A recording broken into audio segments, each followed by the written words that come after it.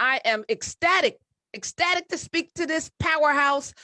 Oh my goodness. She's the blueprint for how you govern with integrity and grace. Let me welcome America's mayor. I'm going to say it, the one and only Keisha Lance Bottoms. Welcome to the Karen Nickel Show. Thank you so much. That's a very gracious introduction. I want to make sure my husband hears it today. Yes, and put it on a loop because we need to be inspired in these days of lawlessness and just I just feel like, let me just ask you, as a citizen of this country, where are we right now? So it's really interesting you would begin with that question. I just had this conversation with my husband while I was walking today, and I can't use the colorful language that I use with him, but the short answer is things are getting better, but we're still in a pretty bad place. And when you compare it with the last year, we in so many ways have done a 180, but we've gone from absolutely awful to now just bad.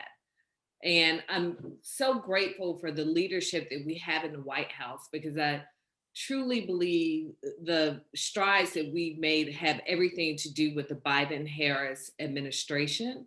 But the reality is we are now emerging from a pandemic battered and bruised. And on top of that, all that we experienced and endured last summer came to this boiling point. And we are still in this state of reckoning with what that means to communities of color.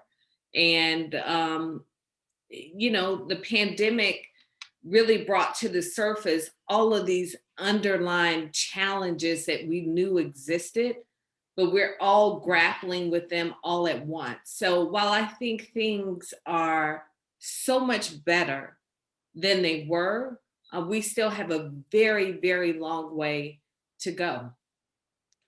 You're in Georgia, a state that delivered the Senate, a state that showed up for Biden. In many ways, it was the crux of that election.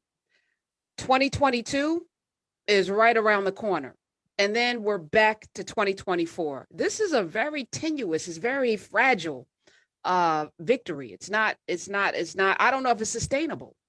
What do we need to do, everyone listening to your voice, to make sure, because Biden having the presidency means nothing if the Senate and the House go Republican. Yeah, you're absolutely right. And I think that we don't have to look any further to what we experienced coming out of the Obama administration.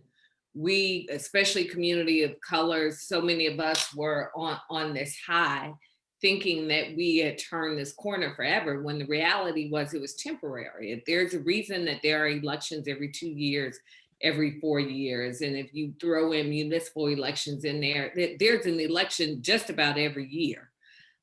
So it's I love Audre Lorde, and her words really speak to this moment. Revolution is not a one-time event.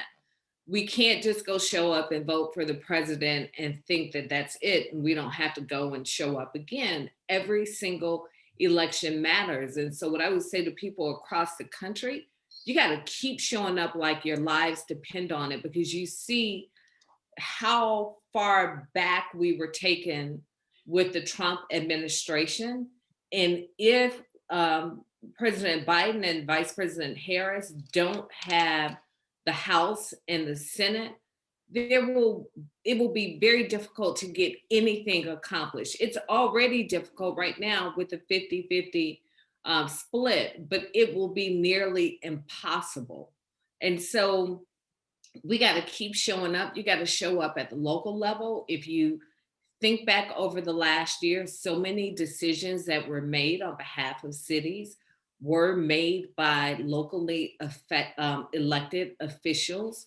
So you just got to keep showing up, and then you got to make sure that everybody in your household is registered to vote, that they are showing up to vote. I have a new voter in my household, and while I was out speaking about the importance of the election, it struck me one day that he hadn't gone to early vote. So you can't take any voter for granted. And we just got to keep pushing because there's so much work to be done. The reality is this, it may not all get done today. It may not all get done in our lifetime, but in the same way that leaders in the civil rights movement, like Dr. King and Dr. Lowry, Ambassador Young, C.T. Vivian, and so many others, John Lewis, believed that this was about change for the future, that responsibility rests with us as well. And the new voter is Lance. He turned 18. Lance is my new voter. And again, he was excited about voting. I couldn't get him to work on my campaign, but he was really excited about the Warnock Ossoff elections, went and knocked on doors.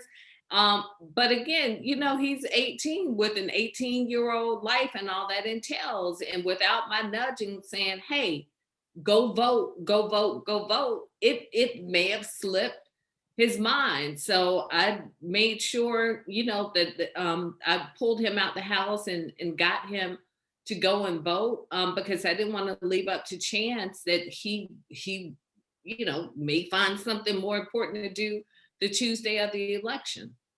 And his mama is mayor, so it's not just like speaking of that, in May you held a press conference where you announced that you would not be running for re-election. You said the last 3 years have not been all what I would have scripted for our city. And you said there was last summer, there was a pandemic, there was a social justice movement, there was a madman in the White House. It's abundantly clear to me today that it is time to pass the baton on to someone else. Any regrets? No, I don't have any regrets. I still wish that I could more succinctly say to people it was this or it was that, because I think it would make it easier to explain. But there really was not one thing. You just know when you know. And this is not to say that I won't ever run for office again.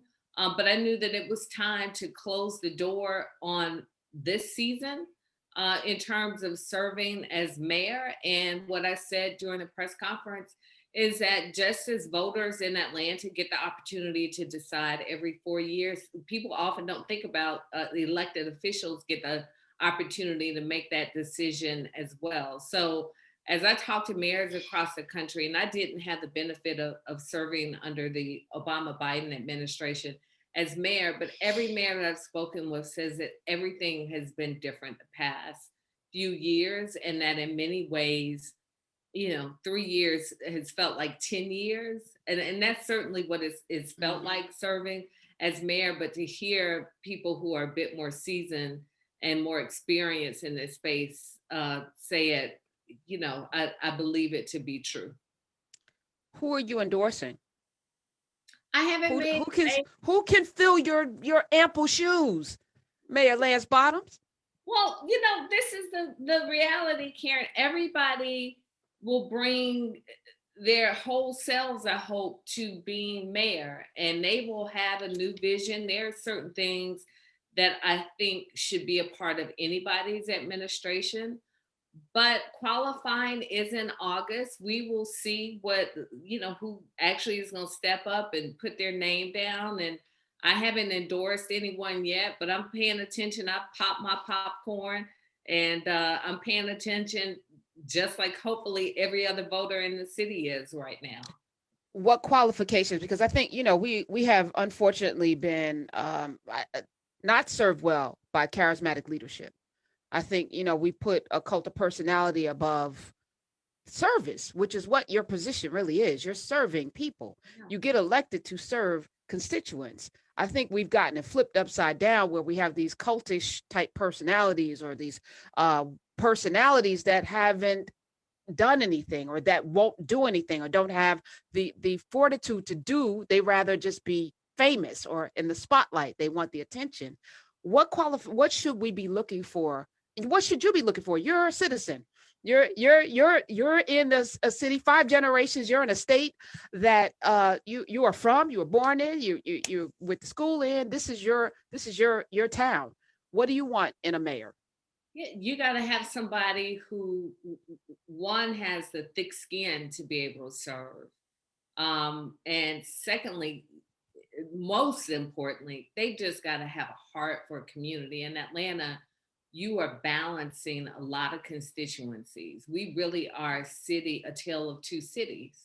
So you have one side of town that's thriving, very prosperous, highly educated, and then we have other communities that are barely, if making ends meet, not finishing high school with any proficiency, if they're finishing high school at all, struggling to make ends meet. And this is what you are balancing each and every day, on top of all of the other issues and challenges that come with running a major city, because a lot of cities have city managers. They call them weak mayor, strong council, where there is the mayor who presides over meetings, ceremonial events, but you're not making decisions. That's not the case in Atlanta.